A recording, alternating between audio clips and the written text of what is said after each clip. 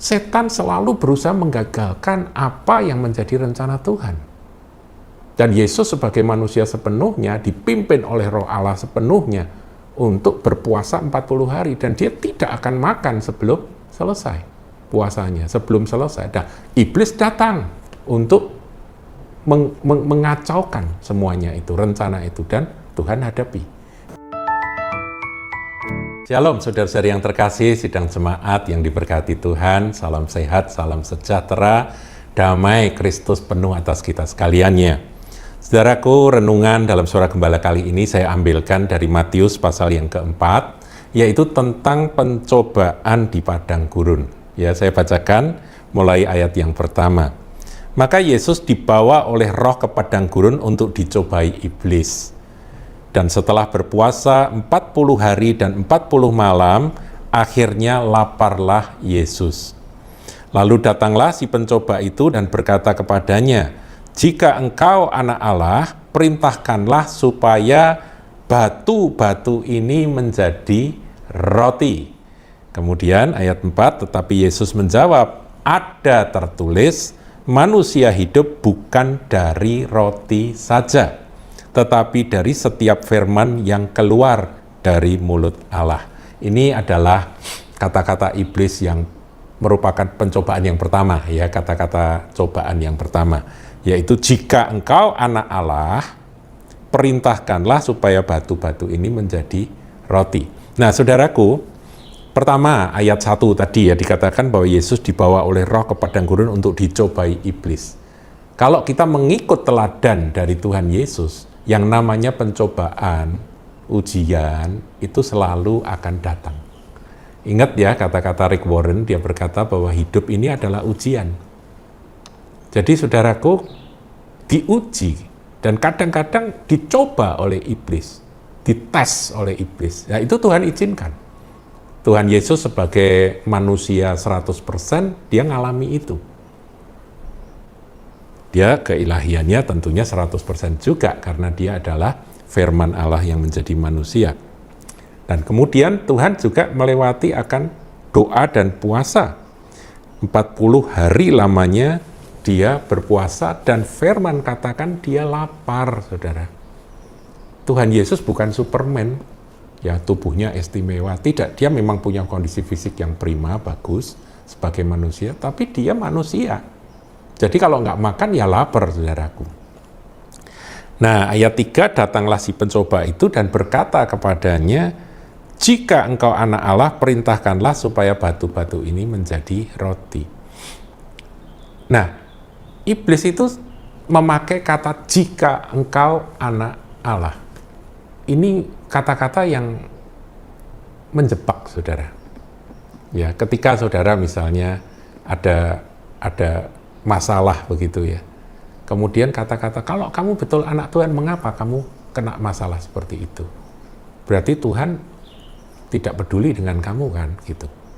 Jadi sepertinya itu gitu. Jika kamu adalah anak Allah, jika engkau anak Allah, itu selalu dipakai sama setan ketika kita sedang ada di dalam ujian, dalam pencobaan. Selalu kata-kata itu, kalau kamu anak Tuhan, kenapa kamu ngalami itu? Itu selalu, saudara. Jadi jangan heran kalau kata-kata jikalau engkau anak Allah, jikalau engkau anak Tuhan, ya itu selalu muncul, saudaraku. Kemudian dia memprovokasi Tuhan untuk memakai kuasa ilahinya, ya, kuasa keilahiannya untuk sesuatu yang sebetulnya dengan sengaja dia lakukan. Tuhan Yesus kan berpuasa 40 hari itu karena dia dipimpin oleh Roh. Dia memang harus melewati puasa 40 hari itu. Karena Roh Kudus memimpin dia untuk melakukan. Ingat ya, Yesus 100% manusia dan dia teladan sempurna kita. Nah, ketika saudara sedang melakukan sesuatu yang diperintahkan oleh Roh Kudus, yang dipimpin Roh Kudus untuk do something, itu iblis berusaha menggagalkan. Menggagalkannya dengan tipuan, yaitu tipuan kebutuhan jasmani, yaitu laparnya Tuhan Yesus itu. Kamu kalau anak Allah, kamu pakai aja kuasa keilahianmu, untuk mengubah batu-batu itu jadi roti. Pertanyaan, apakah Tuhan tidak mampu mengubah batu menjadi McDonald? Dia lapar kan? Bisa. Bisa, Tuhan buat itu nggak ada masalah. Tapi dengan dia berbuat itu, dia tidak mencapai tujuannya, saudara. Dan untuk apa dia mendengarkan suara iblis dan menuruti akan suara setan? Setan selalu berusaha menggagalkan apa yang menjadi rencana Tuhan. Dan Yesus sebagai manusia sepenuhnya, dipimpin oleh Roh Allah sepenuhnya untuk berpuasa 40 hari. Dan dia tidak akan makan sebelum selesai puasanya, sebelum selesai. Nah, iblis datang untuk mengacaukan semuanya itu, rencana itu, dan Tuhan hadapi. Nah, yang menarik, Tuhan menghadapinya apa, saudaraku? Dengan sebuah kalimat yang saya kira menjadi pesan rohani buat kita semua ya, yang mendengarkan suara gembala ini. Tetapi Yesus menjawab, ada tertulis. Wow, Tuhan itu kalau dengan firman yang tertulis itu dia sangat akrab. Ada tertulis. Saudara akrab atau tidak dengan firman yang tertulis ini? Ini sumber iman kita loh, saudaraku. Kalau kita punya firman, dan firman ini menjadi bagian dari hidup kita, maka iman kita akan terjaga kuat. Nah, Tuhan Yesus juga seperti itu. Dia sebagai manusia, sebagai saudara sulung kita, sebagai teladan sempurna kita, dia akrab dengan firman. Jadi begitu ada serangan itu, dia pakai firman untuk melawannya. Ada tertulis, manusia hidup bukan dari roti saja. Kan disuruh bikin batu-batu, buat batu-batu menjadi roti. Dia bisa buat, tapi dia nggak mau, karena itu perintah dan bujukan dari iblis, bukan dari Roh Kudus. Jadi dia tolak. Manusia itu nggak hidup dari roti saja, tetapi dari setiap firman yang keluar dari mulut Allah. Nah, saudara setuju dengan Tuhan Yesus atau enggak? Bahwa kita ini hidup bukan dari roti saja. Kita memang butuh nasi, butuh makanan, tapi bukan hanya itu saja yang membuat kita hidup. Kehidupan kita ditentukan oleh sabdanya, oleh firman-Nya. Sebab itu makan firman Tuhan, saudaraku, setiap hari.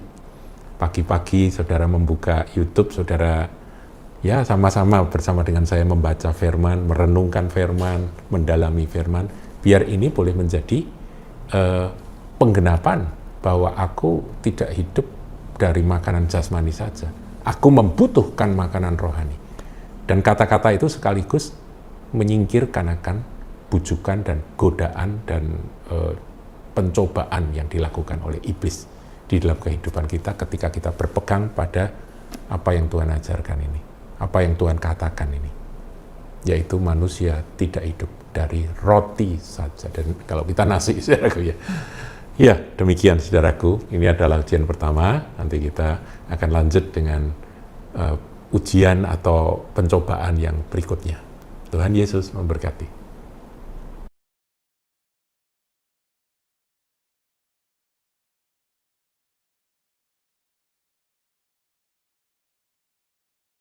Jangan lupa like, comment, share, dan subscribe channel GKBK Hal Semarang.